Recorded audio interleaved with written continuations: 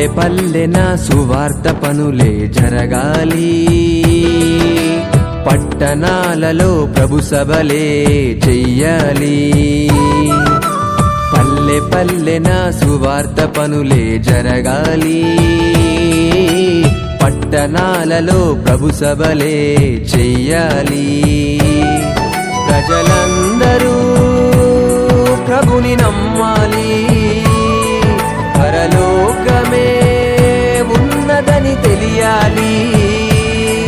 మరణించిన మనిషికి బ్రతుకు ఉందని మహనీయులకు తెలియాలి. క్రీస్తు ద్వారానే స్వర్గముందని ప్రతి మనిషి తెలుసుకోవాలి. భూమినేలిన రాజులు నాది నాది నాది అంటూ విర్రవీగుచున్నావా, చచ్చినాక నీది అన్న దేహమైన వచ్చునా.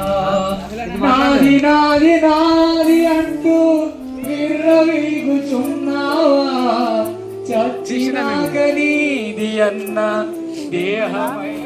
ఈ రోజు మీ గ్రామానికి ఒక శుభవార్తను మోసుకుని వచ్చాం ప్రియులారా. ఈ శుభవార్త ఏంటంటే మనలను సృష్టించిన పరలోకమందున్న తండ్రి అయిన దేవుని తెలుసుకోవడమే. మనం ఈ లోకంలో ఎన్నో శుభవార్తలు విన్నాం, కానీ అత్యవసరమైన శుభవార్త, అతి సత్యమైన సువార్త, అతి ప్రాముఖ్యమైన సువార్త, మన జీవితాలను కట్టే సువార్త ఏంటి, శుభవార్త ఏంటి అంటే మనలను సృష్టించిన ఆ దేవాది దేవుడు పరలోకమందున్నాడు. ఆయనను తెలుసుకుంటే మనకు ఆయన ఉండే లోకాన్ని, స్వర్గాన్ని మనకు ప్రాప్తిస్తున్నాడన్న ఈ శుభ సమాచారాన్ని మీ దగ్గరకు తీసుకుని వచ్చాం ప్రియులారా. మన జీవితానికి గమ్యం మాత్రం ఒకటే. ఆ గమ్యం ఏమిటంటే మనలో సృష్టించిన దేవుడు ఎక్కడున్నాడు, ఎలా ఉన్నాడు, ఏ లోకంలో ఉన్నాడని తెలుసుకొని ఆయన కొరకు బ్రతకడమే మనకు దేవుడు ఈ లోకానికి మనల్ని పంపించాడు. చెప్పినట్టుగా నిన్ను వాళ్ళని పొరుగు వారిని ప్రియాలి అన్న మాటలు ఆయన తెలియజేయన క్రీస్తు బాటలో, ప్రేమ తత్వంలో, కనికరము, దయ, క్షమ అనేటువంటి గుణాల్లో వాళ్ళు ఎదిగితే రానున్నటువంటి కాలంలో క్రూరత్వాన్ని పూర్తిగా అంచేసి ప్రేమతత్వాన్ని నెలకొల్పడానికి ఇది ఒక గొప్ప అవకాశం. మాటల్ని మన మతపరమైనటువంటి మాటలుగా అంగీకరించొద్దండి. ఆయనను మతబోధకుడిగా ముద్ర వేయొద్దండి. మంచి మార్గాన్ని తెలియజెప్పడానికి భూప్రపంచానికి రావడం జరిగింది. ఆయన మాటల్ని ఈరోజు మేము దృష్టి నుంచి పాటించగలిగితే మన బ్రతుకులు బాగుంటాయి, మన జీవితాలు బాగుంటాయి, మన మాట తీరు బాగుంటుంది. లేదు కాదు మేము మంచి చెప్తే తీసుకోలేము, మాకు ఆ బోధ అక్కర్లేదనుకుంటే ఒకరోజు ఈ బోధ కరువయ్యే ఈనాడు వ్యవస్థ అంతా కూడా ఇంత చెల్లాచెదరైపోయింది. ఈ మాటలు కాదని మనం పెడచెవున పెట్టుకుంటే రానున్నటువంటి దినాల్లో మనం ఖచ్చితంగా తీవ్రమైనటువంటి పరిస్థితిని ఎదుర్కొంటాం. ఇప్పుడే సమయం ఉంది, ఆరోగ్యం ఉంది, మీకు తెలివి ఉంది, జ్ఞానం ఉంది. నిజాన్ని తెలియజెప్పుకున్నాం, వాస్తవాన్ని మేము బయట పెడుతూ ఉన్నాం, మంచిని తెలియజెప్పుకున్నాము. అది మంచి అనుకుంటే స్వీకరించండి, అది మంచి కాదనుకుంటే మీరు అంగీకరించకపోయినా. మలియాబాద్ గ్రామ ప్రజలైన మీ అందరికీ ఒక శుభవార్తను చెప్పడానికి మీ గ్రామానికి వచ్చాం ప్రియులారా. ఈ శుభవార్త ఏంటంటే మన మూలమైన దేవుని అంతకే చేరాలన్న ఒక శుభవార్తనే మీకు తెలియజేయడానికి దేవుడు మమ్మల్ని ప్రేరేపించి మీ గ్రామానికి తోడుకుని వచ్చాడు ప్రియులారా. మనందరి రక్షకుడు, అద్వితీయ నాథుడు, జగత్లోక రక్షకుడు, జగత్తుని సృష్టించిన ఏకైక దేవుని గురించి తెలియజేయడానికి ఈ లోకానికి ప్రభు అయిన యేసుక్రీస్తు వారు 2000 సంవత్సరాల క్రితం ఈ లోకానికి వస్తే ఈ లోకం ఆయన నిర్లక్ష్యం చేసి ఆయన కేవలం మనుషుడని నమ్మి ఆయన తృణీకరించారు. వాస్తవానికి అది ఆయన ఎందే ఈ లోకము సృష్టింపబడినది, ఆయన ద్వారా సమస్తము జరిగినది, ఆయన ద్వారా సమస్తము కలిగి లోకానికి సృష్టికర్త ఆయనే. మనుషులందరూ సృష్టించిన ఏకైక నాథుడు, మనుషులందరూ రక్షణ కొరకే ప్రాణాన్ని ఇచ్చిన ఏకైక జగత్ రక్షకుడు, లోక రక్షకుడు యేసుక్రీస్తే ఉందే ఈ భూలోకానికి శాశ్వతమైన గురువు, నిత్యమైన గురువు, సత్యమైన గురువు అయి ఉన్నాడు. ఆయన మాటలు యందు మనం చెవి యొగ్గితే మనకు నిత్య రాజ్యం ఇస్తున్నాడు. ఆయన తన ప్రాణాన్ని అర్పించి కూడా మనల్ని పాపం నుంచి విముక్తి చేయడానికి ఈ లోకానికి వచ్చాడు ప్రియులారా. 2000 సంవత్సరాల క్రితమే ఆయన ఈ లోకానికి వచ్చి తన పరిశుద్ధమైన రక్తాన్ని కార్చి ప్రతి మనిషి పాపముల నిమిత్తమే ఆయన శ్రమ పొంది ఇబ్బంది పడి సమాధి చేయబడి మూడో దినం తిరిగి లేచి మనుషుల ప్రతి ఒక్క పాపమును క్షమించడానికి ఆయన సిద్ధ మనసుగా కలిగిన దేవుడు. బైబిల్ గ్రంథమందు ఇలా ఉంటుంది, నీవు క్షమించు అని అడిగితే క్షమించే దయా దాక్షిణ సంపూర్ణమైన అని ఆ దేవునికి బిరుదు ఉంది. మన దేవుడు సంపూర్ణమైన దయా దాక్షిణ పూర్ణుడు. ఆయన క్షమించు అని నీ ఒక్కసారి ఆయన పాద సన్నిధిలో చేరితే నీవెంత ఘోరమైన పాపం చేసినా, ఎంత దుష్కార్యం చేసినా, ఎంత నీచంగా బ్రతికినా నిన్ను క్షమించి తన హక్కును చేర్చుకోవడానికి దేవుడు ఎల్లకాలం సిద్ధంగా ఉన్నాడు. ప్రియులరా, ప్రవర్తన బట్టి, మన ఇచ్చను బట్టి, మన కోరికలను బట్టి, మన పనులను బట్టి దేవుని నిరాకరిస్తున్నాం. ఒక్కసారి దేవుని మాటలకు చెవి యొగ్గు వింటే మనం ఎలాంటి బ్రతుకులు బ్రతుకుతున్నామో, దేవుడు మనల్ని ఎందుకొరకు ఈ లోకానికి పంపించాడో, మనం ఎందుకొరకు బ్రతుకుతామని ఒక మనసు పెట్టి ఆలోచన చేస్తే మన జీవితం సత్యమా అర్థమవుతుంది. ప్రియులరా, ఒకసారి దయచేసి మలియాబాద్ గ్రామస్తులారా, మీ అందరికి తెలియజేస్తున్న శుభవార్త ఏంటంటే, మనలను సృష్టించిన కన్న తండ్రి అయిన దేవుణ్ణి ఒకసారి మనసారా ఆలోచన చేయాలి. ఆయన ఈ లోకానికి రావడానికి కారణం ఏంటి? ఆయనే ఈ లోకాన్ని సృష్టించిన ఈ లోకానికి ఆయనే రావడానికి గల కారణం ఏంటి? మనం ఎందుకు ఆయన్ను మనం నిర్లక్ష్యం చేస్తున్నాం అని ఒకసారి మనసు పెట్టి ఆలోచన చేస్తే, మన తప్పులు మనకు అరువు వస్తే మనం ఒక్కసారి ఆయన పాద సన్నిధిని చేరుకుంటే ఆయన ఉండే లోకమైన మోక్షాన్ని మనకు ప్రసాదించడానికి ఆయన ఈ లోకానికి వచ్చాడు. ప్రియులరా, మన పాపం ఒప్పుకుంటే, క్షమించు దేవా నా తండ్రి నేను తప్పు చేశాను క్షమించు అంటే, ఆ క్షమించడానికి సిద్ధ మనసు కలిగిన దేవుడు. కాబట్టి దయచేసి ప్రభు పేట మీ అందరికీ మనవి చేస్తున్నాం, క్షమించే సంపూర్ణమైన సిద్ధ మనసు కలిగిన దేవుడు, ఇంత క్షమాగణ కలిగిన దేవుడు లోకం ఏ ఒక్క దేవదేవునికి లేని ఏకైక నామం కలిగిన దేవుడు, క్షమించే దేవుడు, మనుషులందరూ పాపాల కొరకు ప్రాణం పెట్టిన ఏకైక నాథుడు, మనుషులను మేల్కొల్పే మాటలు కలిగిన ఏకైక దేవుడు. ఆ ఏకైక దేవుడినే, ఏకైక సృష్టికర్తనే మనం నమ్ముకోవాలి. ఆ సృష్టికర్త నమ్ముకుంటే మనలో నిత్య రాజ్యము, దేవుడి మహాలోకమైన స్వర్గము మనకు ప్రాప్తిస్తుంది. ఆ స్వర్గం మనకు ప్రాప్తించాలంటే ఆ దేవుని మాటలను మనం చెవి యొగ్గి వింటేనే ఆ మాటల ద్వారా మనకు జీవం కలిగింది. ఆ మాటల ద్వారా మనకు జీవమును ఇస్తుంది. ఆ జీవం ఇస్తే మనం కూడా దేవుడుండే లోకంలో దేవునితో పాటు కలకాలం బ్రతకడానికి. ఈ భూమి మనకి శాశ్వతం కాదు. ఈ భూమి మీద మనం నిరంతరం జీవించట్లేదంటే అర్థమేమి? ఇది మన శాశ్వతమైన లోకం కాదు, ఇది మన శాశ్వతమైన భూమి కాదు. ఇక్కడ నువ్వు కూడబెడుతున్నావు, కట్టుకుంటున్నావు, దోచుకుంటున్నావు, దాచిపెడుతున్నావు, అన్నిటినీ కూడా నింపుకుంటున్నావు. మరి అన్నిటినీ నింపుకుంటున్నావు నేను లోకల్ అంటున్నావు. లోకల్ అంటే మరి ఇక్కడే ఉండాలి చచ్చిపోయిన తర్వాత కూడా. మరి ఎక్కడికి వెళ్తున్నావు అంటే నీది కాని లోకానికి నువ్వు వెళ్ళిపోతున్నావు. దాని అర్థం ఏందయ్యా అంటే, మనది ఈ లోకం కాదు, మన లోకం ఇంకేదో ఉంది. మనది ఈ లోకమే అంటే, ఈ లోకమే లోకల్ అంటే ఈ లోకల్లోనే మనం ఉండాలి కదా. చాలామంది అంటారు నేను లోకల్ అంటూ ఉంటారు. నువ్వు లోకల్ అయితే నువ్వు చచ్చిపోకుండా ఇక్కడే బతకాల. చచ్చిపోయిన తర్వాత నీ ఆత్మ ఎక్కడికో, నీ శరీరం మట్టికి వెళ్ళిపోతుందంటే దాని అర్థం ఏంటంటే నీ ఆత్మ వెళ్ళాల్సిన గమ్యస్థానం వేరే ఉంది. నీ శరీరం వెళ్ళాల్సినటువంటి గమ్యస్థానం మట్టి అయితే నీ ఆత్మ వెళ్ళాల్సినటువంటి స్థానం స్వర్గము. ఆ స్వర్గానికి వెళ్ళాలంటే మార్గం తెలియాలి. ఆ మార్గం తెలియాలంటే ప్రభు అయిన యేసుక్రీస్తు వారిని సొంత రక్షకుడిగా అంగీకరించాలి.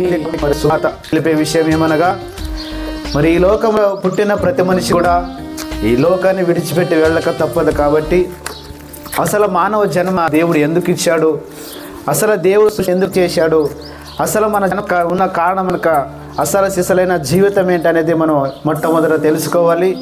ఎందుకంటే ఈ లోకంలో బ్రతుకుతున్నప్పుడు మానవునికి ఏదైనా రోగం రాగానే చాలామంది మనం ఆలోచిస్తుంటాము. రోగం వచ్చినప్పుడు మనం ఎక్కడికి వెళ్తామంటే వైద్యుల ముఖాంతర గుణపరచడానికి వెళ్ళుకుంటున్నాం. ఎందుకంటే నాకు రోగం వచ్చినప్పుడు నాకు వైద్యుడు అక్కర్లేదు అనుకుంటే మనము ప్రాణాలు పోవటానికి అవకాశం కూడా ఉంటుంది. అదే ప్రకారంగా పాపము చేసిన ప్రతి మనిషి కూడా పాపాన్ని కడుక్కోవాలి. మరి పాపాన్ని కడుక్కోకుండా ఆయన చనిపోతే భయంకరమైన స్థితిలోనికి వెళ్ళిపోతాడు. కాబట్టి అందుకే యేసుక్రీస్తు ప్రభువు వారు ఏమన్నాడంటే, నేను రోగులకి డాక్టర్ వైద్యుడు ఎట్లయితే రోగులకు అవసరమో అదే ప్రకారంగా నేను పాపలను పిలవచ్చి తినగాని నేను నీతిమంతులను పిలవరాలేదని చక్కనైన మాట యేసుక్రీస్తు ప్రభువు వారు చెప్పాడు. అందుకే ఈరోజు ఎవరైనా పాపంతో ప్రతి ఒక్కరు ఉంటే యేసుక్రీస్తు రక్తం ద్వారా కడగబడాలి. ఎందుకంటే అది ఎట్లయితే మనిషి రోగంతో ఉన్నప్పుడు వైద్యుడు నాకు అవసరం లేదనుకుంటే ఆ వ్యక్తి ఏమైపోతాడంటే చనిపోవటానికి అవకాశం ఉంటుంది. అదే ప్రకారంగా పాపం చేసిన వ్యక్తి నాకు దేవుడు అవసరం లేదు, యేసు ప్రభు అవసరం లేదు అనుకుంటే ఆ పాపానికి నరకం అనేది శిక్షణ అనుభవించడానికి అవకాశం ఉంటుంది. ఎందుకంటే ప్రజలారా, యేసుక్రీస్తు రక్తం చాలా ప్రాముఖ్యమైనది. యేసు ప్రభు వారు పరలోకానికి వెళ్ళటానికి మార్గం బట్టి మనం అందరూ తెలుసుకోవాలి. మనుషులు అంతా చేసేది ఎందుకంటే కూటి కోసమే. అయితే మనం అంతా కూడు కోసం గూడు కోసం బ్రతుకుతూ ఉన్నాం కదా. అయితే కూడు కొరకు మనం ఎంతో సంపాదించుకుంటున్నాం. దైవ గ్రంథమైన బైబిల్ ఇలా సెలవిస్తుంది.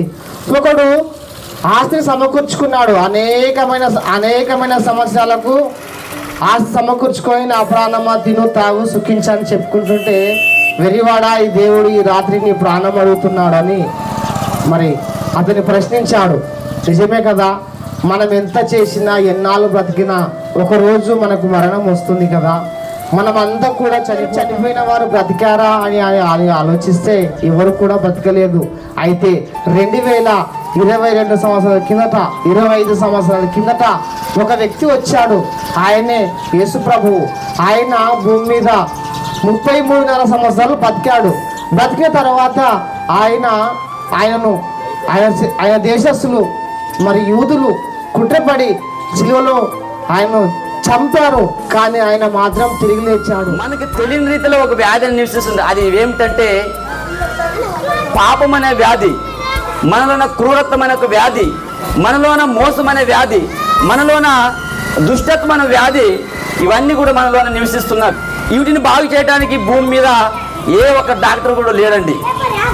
మరి మనలోన నివసిస్తున్న ఈ ఒక్క పాప జీవితం అనేది, పాప ఒక క్రూరమైన ఒక ఆలోచన, వీటన్నింటిని కూడా బాగు చేయడానికి ఈ భూమి మీద డాక్టర్ ఉన్నప్పుడు వీటన్నిటిని బాగు చేసే ఒక డాక్టరే ఉన్నాడు. ఆ డాక్టర్ విషయమే మనం చెప్పడానికి వచ్చామండి. అవన్నీ కూడా ఒక క్రూరత్వము కానీ, ఒక చెడుతనము కానీ, ఒక మోసము కానీ, ఇవన్నీ కూడా ఉండకూడదని, ఇవన్నీ కూడా తీసేయాలనే 2000 సంవత్సరాల క్రిందట ప్రభు అయిన యేసుక్రీస్తు వారు భూమి మీదకి శరీరాన్ని ఆకారాన్ని ధరించుకొని వచ్చాడండి. ఆయనే ఇవన్నిటికి కూడా మరి డాక్టర్గా ఉన్నాడు. ఈ లోకం విడిచిపోయిన తర్వాత మరొక జీవితం ఖచ్చితంగా ఉందని మనం చెప్పడానికి వస్తున్నాం. ఈ లోక జీవితంలో 60, 70, 80 సంవత్సరాలు మాత్రమే మన జీవితం. లేకపోతే ఇంతలో కనపడిపోయి అంతలో మాయిపోయేవంటి మన జీవితం. ఈ లోకం విడిచిపోయిన తర్వాత అక్కడ శాశ్వతమైన జీవితం చిక్కుతుంది.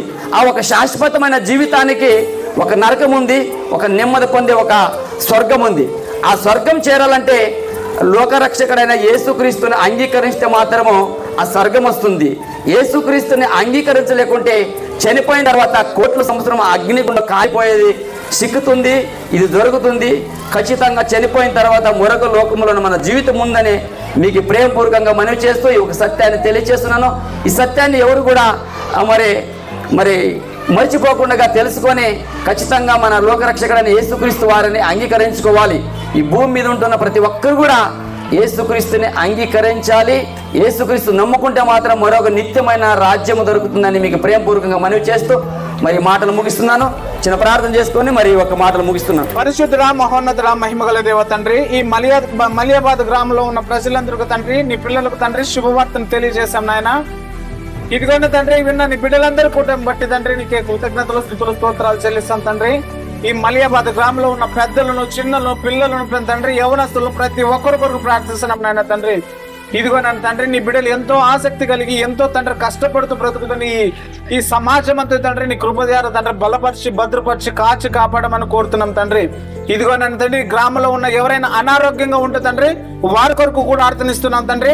వారిని సంపూర్ణమైన ఆరోగ్యంతో బలపరచమని, ఆశీర్వదించమని తండ్రి, వారికి క్షేమాన్ని దయచేయమని కోరుతున్నాం తండ్రి.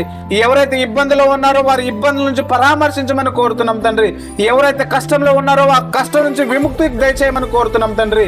ఎవరైతే తండ్రి బాధల్లో ఉన్నారో వారి బాధను తీసివేసి తండ్రి ఆ కుటుంబంలో ఎల్లకాలం శాంతి, సమాధానం, నెమ్మది దయచేయమని కోరుతున్నాం తండ్రి. ఎవరైతే తండ్రి ఈ కుటుంబంలో తండ్రి బాధపడుతున్నారో, ఎవరైతే ఈ గ్రామంలో బాధపడుతున్నారో వారందరి కొరకు ప్రార్థిస్తున్నాం. వారందరికి నీ చిత్తం ద్వారా, నీ కృప ద్వారా తండ్రి వారికి క్షేమాన్ని దయచేయమని కోరుతున్నాం తండ్రి. ఎందరైతే తండ్రి ఈ గ్రామాన్ని పరిపాలిస్తున్నారో వారి నాయకుల కొరకు ప్రార్థిస్తున్నాం. వారికి కూడా మంచి వివేకాన్ని, దయను దయచేయమని కోరుతున్నాం తండ్రి. ఇదిగో నా తండ్రి, గ్రామంలో ఉన్న పెద్దల కొరకు ప్రార్థిస్తున్నాం తండ్రి, వృద్ధుల కొరకు ప్రార్థిస్తున్నాం, చిన్న పిల్లల కొరకు ప్రార్థిస్తున్నాం, యవనస్తుల కొరకు ప్రార్థిస్తున్నాం. తండ్రి పురుషుల కొరకు ప్రార్థిస్తాం, స్త్రీల కొరకు ప్రార్థిస్తాం. ప్రతి ఒక్కరిని తండ్రి నీ కృపల వర్తిల్లాగా మంచి ఆరోగ్యం నుంచి, ఆయుష్ నుంచి, భాగ్యాన్ని ఇచ్చి తండ్రి వారు పని చేసుకోవడానికి శక్తిని కూడా దయచేయమని కోరుతున్నాం తండ్రి. ఇదిగో నా తండ్రి ఈ గ్రామాన్ని నీ చేతులు కప్పు చెప్తాను, నీ కృపలు ఎల్లకాలం భద్రపరచమని, కాపాడమని, వారికి ఏ ఇబ్బంది ఆటంకం లేకుండా తండ్రి నీవే కాపాడమని కోరుతూ ఈ ప్రార్థన మా ప్రభు రక్షకుడు నీ ప్రియ కుమారుడైన యేసుక్రీస్తు వారి పేట అడిగి పెడుతున్నాం తండ్రి. ఆమేన్.